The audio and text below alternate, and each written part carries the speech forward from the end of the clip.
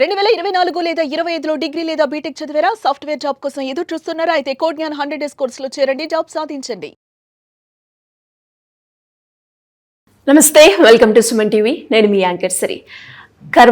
కర్మ అంటే ఏంటి? కర్మ సిద్ధాంతం కర్మ గురించి ఏం చెప్తుంది? ఏ నక్షత్రాల వారికి ఎలాంటి ప్రభావం ఉంటుంది కర్మ వల్ల? వీటి గురించి క్లియర్గా విశ్లేషణ ఇవ్వడానికి మనతో పాటు వైదిక ఆస్ట్రాలజర్ ఉమా గారు ఉన్నారు. అడిగి తెలుసుకునే ప్రయత్నం చేద్దాం. నమస్కారం ఉమా గారు. నమస్తే అమ్మా.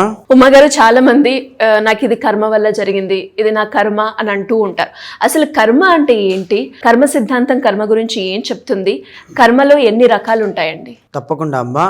కర్మ అనేటువంటిది ప్రతి ఒక్కరికి కూడా మూలాధారమైనటువంటిది. ఈవెన్ జ్యోతిష శాస్త్రానికి కూడా మూలము ఏంటి అంటే కర్మనేనమ్మా.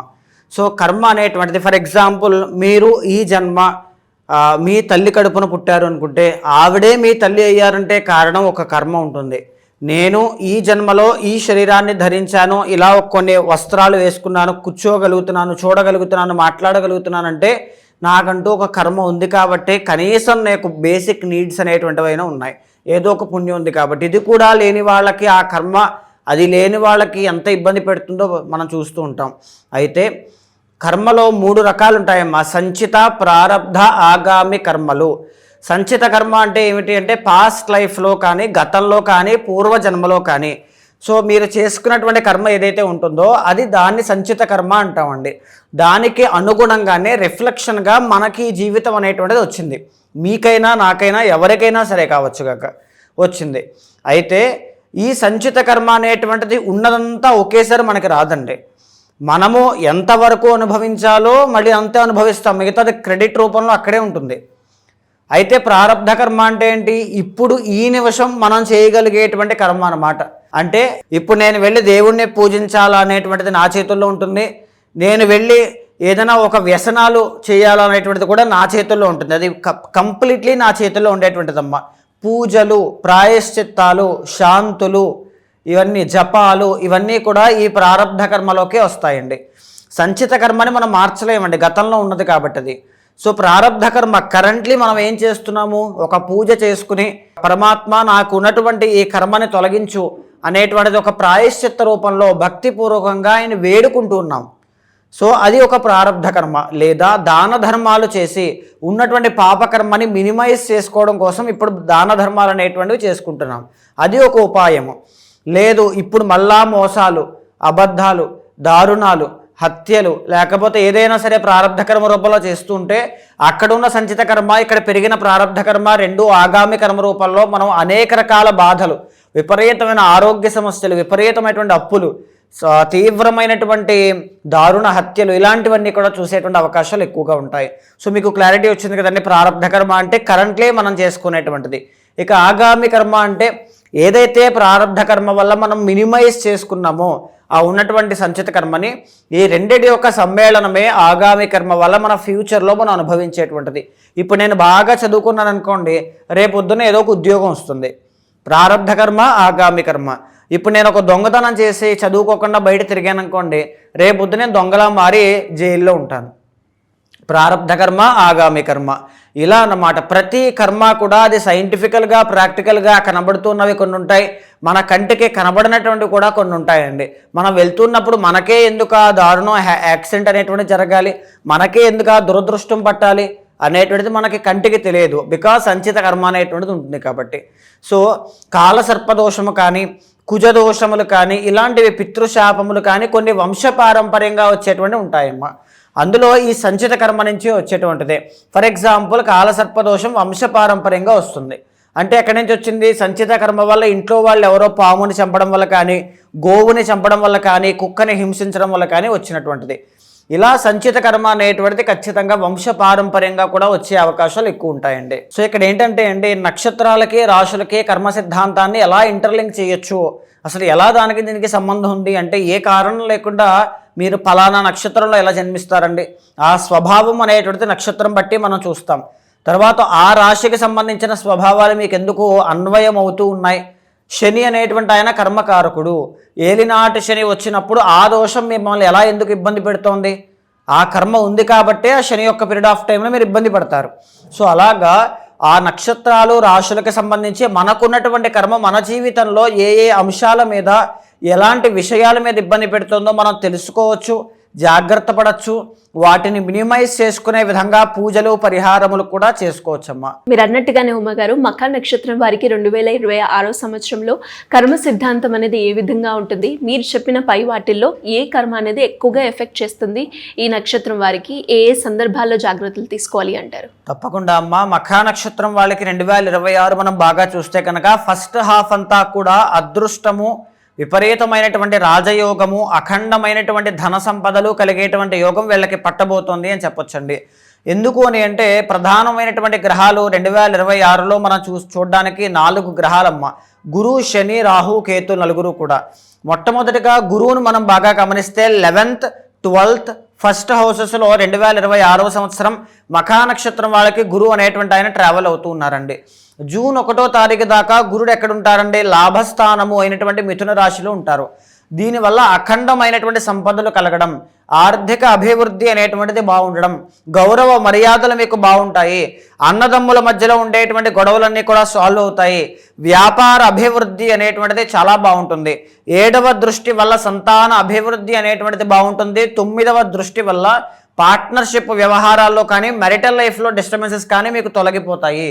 ఈవెన్ మీ జీవితంలో గౌరవ మర్యాదలు కానీ, కెరీర్లో ఛాన్సెస్ పెరగడం కానీ, కెరీర్ ఎక్స్పాండ్ అవ్వడానికి కావాల్సినవి కానీ అన్నీ బాగుంటాయండి. చాలా మంచి శుభ ఫలితాలు అని చెప్పొచ్చమ్మా. అయితే మళ్ళీ జూన్ 1వ తారీఖు దగ్గర నుంచి ఇయర్ ఎండ్ వరకు కూడా గురు బలము అనేటువంటిది వీళ్ళకు ఉంటుందండి.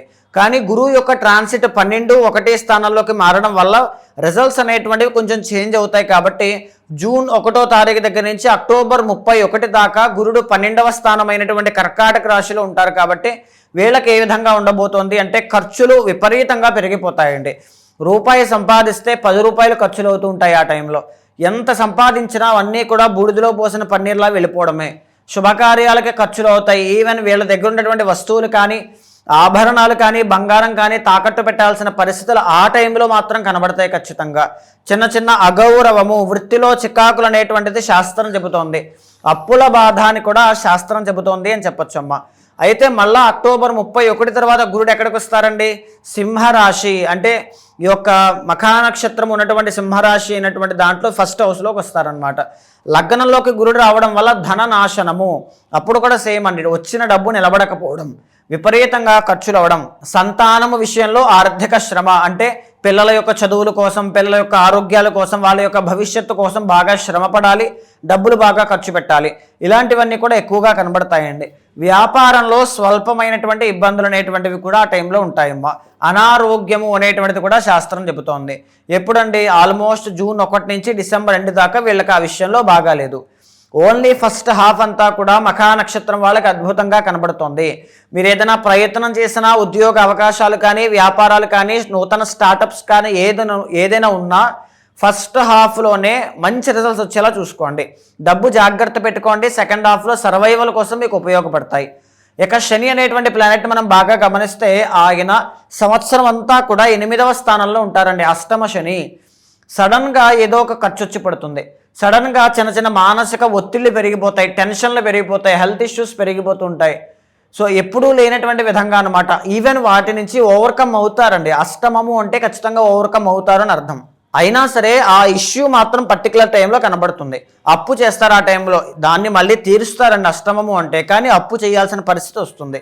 అనారోగ్యం, మళ్ళీ ఆరోగ్యం బాగుంటుంది కానీ ఆ టైంలో హెల్త్ ఇష్యూస్ ఇబ్బంది పెడతాయి. ఇలాగా ప్రశాంతత లేకపోవడం కానీ, సడన్గా జరిగిపోయేటువంటి ఈవెంట్స్ చూసి గడిగడి గంట నూరేళ్ళ ఆయుష్ అన్నట్టుగా అష్టమ శని అనేటువంటిది ఇబ్బంది పెడుతూ ఉంటుంది. కాళీమాతకి సంబంధించినటువంటి స్తోత్రాలు మఖా నక్షత్రం వాళ్ళు ఎవ్రీడే పారాయణ చేయండి, చాలా బాగుంటుంది. అయితే రాహు కేతులు మనం బాగా గమనిస్తే అమ్మా, రాహు అనేటువంటి ఆయన నవంబర్ 25వ తారీఖు దాకా 7వ స్థానంలో ఉంటారండి. 2026 నవంబర్ 25వ తారీఖు దాకా మఖా నక్షత్రం వాళ్ళు మెరిటల్ లైఫ్లోను, పార్ట్నర్షిప్ బిజినెస్లోనూ చాలా జాగ్రత్తగా ఉండాలి. మోసపోయేటువంటి అవకాశాలు, మనస్పర్ధలు, మాట పట్టింపులు వచ్చేటువంటి అవకాశాలు చాలా ఎక్కువగా ఉంటాయి. మిస్అండర్స్టాండింగ్స్కి ఏ రిలేషన్ని కూడా దారి తీయకుండా జాగ్రత్త పడడం చాలా ఇంపార్టెంట్ అండి. నవంబర్ 25 తర్వాత రాహు 6వ స్థానంలోకి వస్తారు కాబట్టి అన్ని విషయాల్లో ఎస్పెషల్లీ మీ కెరీర్లో గ్రోత్ అనేటువంటిది రాహు అనేటువంటి ఆయన ఇస్తారు. అయితే ఇక్కడ మనం బాగా గమనిస్తే ఒక పక్క గురువు అనేటువంటి ఆయన బాగాలేదు సెకండ్ హాఫ్లో, కానీ రాహు అనేటువంటి ఆయన మాత్రం నవంబర్ 25 లాస్ట్ 1 మంత్లో యోగాన్ని ఇస్తున్నారంటే దీన్ని ఎలా అర్థం చేసుకోవాలి అండి? ఇయర్ ఎండ్లో మీ కష్టానికి తగినటువంటి ప్రతిఫలం మాత్రమే మీకు వస్తుంది. సో మీరు కష్టపడండి, ఎంత కష్టపడితే అంత ప్రతిఫలం తప్పకుండా వస్తుంది. ఆ విషయంలో అయితే ఎక్కడ తిరుగులేదు. ఇక కేతువును మనం గమనిస్తే అండి లగ్నములో అంటే సింహరాశిలో కేతు అనేటువంటి ఆయన నవంబర్ 25 దాకా ఉంటారు. ఆ తర్వాత ఆయన 12వ స్థానమైన కర్కాటక రాశిలోకి వెళ్తారు. సంవత్సర కాలం అంతా కేతు యొక్క అనుగ్రహం లేదు. దీనివల్ల ఏం జరుగుతుంది? ఒక ఆలోచన మీద స్థిరత్వము అనేటువంటిది లేకపోవడం, ఒక పని చేసేటప్పుడు కన్సిస్టెన్సీ అనేటువంటిది లేకపోవడం, ఆర్ లేకపోతే వీళ్ళకి బాగా కలిసి వచ్చేటువంటిది ఏమిటి అని అంటే నవంబర్ 25, 2026 తర్వాత ఆధ్యాత్మికత వైపు అడుగులు వేసేటువంటి, స్పిరిచువాలిటీ కోసం ట్రై చేసేటువంటి, మంత్రసిద్ధి కోసం ప్రయత్నం చేసేటువంటి వాళ్ళందరికీ చాలా బాగుంటుందండి. కానీ ప్రశాంతత అనేటువంటిది నార్మల్గా మెటీరియలిస్టిక్ లైఫ్స్ అనేటువంటి మన గృహస్థాశ్రమంలో ఉండేటువంటి సంసారిక జీవితంలో ఉండేటువంటి వాళ్ళకి పనికిరాదు. వాళ్ళకి మాత్రం విపరీతమైన టెన్షన్లు ఉంటాయి, కేతు అనుగ్రహం లేదు కాబట్టి. సో మనం బాగా గమనిస్తే ఏమో ఓవరాల్గా మఖా నక్షత్రం వాళ్ళకి ఫస్ట్ హాఫ్ అనేటువంటిది చాలా ఫేవరబుల్గా ఉంది. సెకండ్ హాఫ్లో శని బాగాలేదు. ఈవెన్ ఫస్ట్ హాఫ్లో కూడా శని బాగాలేకపోయినా గురుడు కాపాడతారండి. సెకండ్ హాఫ్లో గురుడు బాగాలేదు, శని బాగాలేదు, రాహు అనేటువంటి ఆయన ఫ్యూ మంత్స్ లాస్ట్ 2 మంత్స్ బాగున్నారు, కేతు అనేటువంటి ఆయన అస్సలు బాగాలేదు. సో బెటర్ మీకు ఏదైనా పనులుంటే ఫస్ట్ హాఫ్లో చేసుకోవడం చాలా మంచిది. సెకండ్ హాఫ్లో మాత్రం తప్పకుండా గురుబలం పెరగడానికి, తర్వాత శని బలం పెరగడానికి, రాహు అనేటువంటి ఆయన ఇంకా రాజయోగాన్ని ఇవ్వడానికి, కేతు యొక్క దోషం పోవడానికి ఎవ్రీడే మెడిటేషన్ చేయడం కానీ, ఈ యొక్క సంవత్సరంలో మీకు బాగా ఉపయోగపడేటువంటిది ఏంటి అంటే కాళీమాతకి సంబంధించిన హోమం అండి. అష్టమ శని ఉంది కాబట్టి శని ప్రభావం పోవాలంటే కాళీమాతని ఆరాధన చేయాలి. సో అష్టమ శని యొక్క దోషం పోవడం వల్ల ఆ సడన్గా భయపెట్టేటువంటి పరిస్థితులన్నిటి నుంచి బయటపడతారు. వచ్చిన డబ్బు నిలబడుతుంది, గౌరవ మర్యాదలు నిలబడతాయి. ఈ విధంగా కాపాడుకోవచ్చు అని చెప్పొచ్చమ్మా. ఏ మాసాల్లో వీళ్ళకి బాగా కలిసి వస్తుందంటారు మా గారు మఖా నక్షత్రం వారికి? 2026 మే 17వ తారీఖు దగ్గర నుంచి జూలై 17 దాకా రవి అనేటువంటి ఆయన దశమ ఏకాదశ స్థానాల్లో ఉన్నారు. ఆ పీరియడ్ ఆఫ్ టైంలో కెరీర్ గ్రోత్ అనేటువంటిది జాబు పరంగా రాజకీయ నాయకులకి గౌరవ మర్యాదలు పెరగడం లాంటివి ఖచ్చితంగా కనబడతాయి అని చెప్పొచ్చండి. మళ్ళా తిరిగి అక్టోబర్ 17 దగ్గర నుంచి నవంబర్ 17 దాకా రవి అనుకూలించడం వల్ల కెరీర్ పరంగా మంచి గ్రోత్ అనేటువంటిది కనబడుతుంది. అండ్ అలాగే మీరు అన్నట్టుగానే గురుబలం సెకండ్ హాఫ్లో తగ్గిన, లేదు అంటే శని ప్రభావం ఎక్కువగా ఉంది సెకండ్ ఫేజ్లో అని మీరు చెప్పడం జరిగింది. అలాంటి వాళ్ళు ఎవరైనా కూడా ఎలాంటి పరిహారం చేసుకుంటే బాగుంటుందంటారు? ఇందాకనే చెప్పిన విధంగా నిత్యము శివారాధన చేయడం ఒకటండి. రెండవది ఏంటి అంటే కాళీమాతకి సంబంధించిన హోమం చేయడం రెండవదండి. మూడవది ఏంటి అంటే ఎవ్రీడే హనుమాన్ చాలీసా చాంటింగ్ చేయడము. ఈ 3 కూడా అద్భుతమైన శక్తివంతమైన పరిహారాలుగా మీకు పనిచేస్తాయండి. ఇంకా ఎవరికైనా కూడా ఎలాంటి నక్షత్రం వాళ్ళైనా వాళ్ళు ఎదుర్కొన్న సమస్యల గురించి మీ దగ్గరకు వచ్చి మీ అపాయింట్మెంట్ కావాలి అనుకుంటే ఏ విధంగా మిమ్మల్ని అప్రోచ్ అయ్యే ఛాన్స్ ఉందంటారు మా గారు? తప్పకుండా అమ్మా. అలాంటి వాళ్ళు ఎవరైనా ఉంటే మీకు కింద కనిపించే నెంబర్కి కాల్ చేస్తే మా వాళ్ళు మీకు పూర్తి వివరాలు అందిస్తారండి. 2026 మాత్రమే కాదండి, జీవితంలో ప్రతి అంశంలోనూ ఒక గైడెన్స్ అనేటువంటిది చాలా ఇంపార్టెంట్ అనుకునే ప్రతి ఒక్కరికి కూడా మీ వెనకాల నేను ఉంటాను. మీ జాతకాన్ని చూసిన తర్వాత గోచారంతో సమన్వయం చేస్తూ ఏదైనా దోషాలుంటే శాంతి పరిహారములు ఆచరింపజేసి భగవత్ అనుగ్రహం కలిగేలా చేస్తాను. థ్యాంక్ యూ మా గారు, థ్యాంక్ యూ సో మచ్. నమస్తే అమ్మా.